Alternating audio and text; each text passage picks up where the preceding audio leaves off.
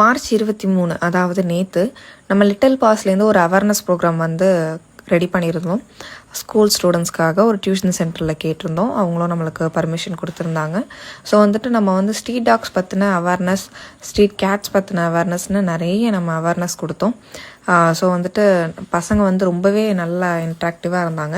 பசங்க வந்து நிறைய கேள்வியும் கேட்டாங்க, அதுக்கான பதிலையும் நம்ம வந்து கொடுத்தோம். நிறைய அவங்களுக்கு வந்து இதுலேருந்து கிளாரிட்டி கிடைச்சிது. இது மூலியமாக நல்ல விஷயங்களும் நிறையவே நடந்தது. இவன் வந்துட்டு ஒரு ரெஸ்கியூ டாக். இவனோட ரெஸ்கியூ ஸ்டோரியுமே நம்ம வந்துட்டு அவங்களுக்கு ஷேர் பண்ணோம்.